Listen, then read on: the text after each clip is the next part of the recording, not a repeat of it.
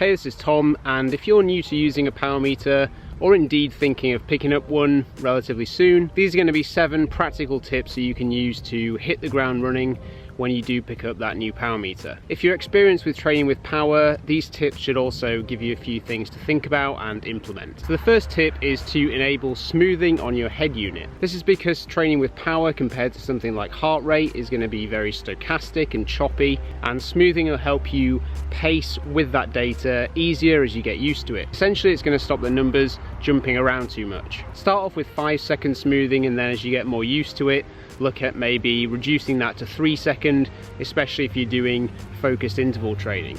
So the next tip is going to be to calibrate your power meter often. When starting out training with power, it can be difficult to know what numbers are correct and which are erroneous. And sometimes power meters can go out of calibration fairly quickly. By calibrating often, you'll be sure that the power numbers that you're seeing are indeed correct. And then as you get more used to what numbers you should be seeing for a given effort, then you won't need to calibrate quite as often. So the next tip is to do a range of testing as you get your first power meter. So you can use a variety of different testing methods, including the 20-minute FTP test, the same 20-minute effort but with a 5-minute interval beforehand to blunt the anaerobic contribution. You can use the 2x8 minute test, or something like an FTP ramp test, such as the one developed by TrainerRoad.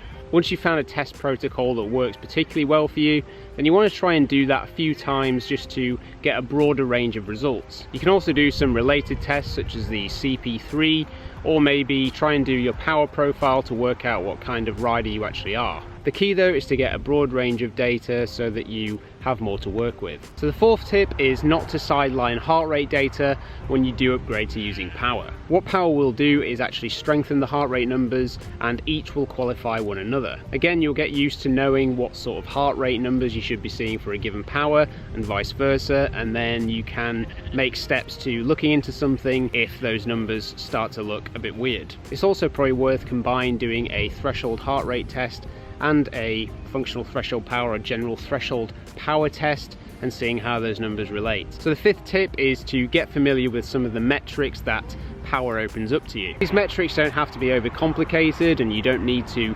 understand the algorithms behind them, but some of them are really useful for understanding a bit more about the demands and what you actually did in a training session. So things like normalized power can tell you a bit more about the actual effort relative to average power, and then you can look at things like aerobic decoupling and efficiency factor to see how your endurance performance and endurance fitness is progressing over time. Before, when you were just using heart rate, you wouldn't have had those two data sets to compare with one another, so it makes sense to take advantage of that. The sixth tip is, if you're a competitive rider and you can actually use the new power meter that you've picked up in racing, then it's definitely something you're going to want to do. Now, you don't have to look at the power while you're actually racing, but recording it in the background can really reveal some interesting things when you do a post-race analysis. It can tell you things like what the demands of the racing actually is, some of your strengths and weaknesses, and then you can use the data to design different interval sessions that accurately reflect what's going on in the race and what you're actually preparing for.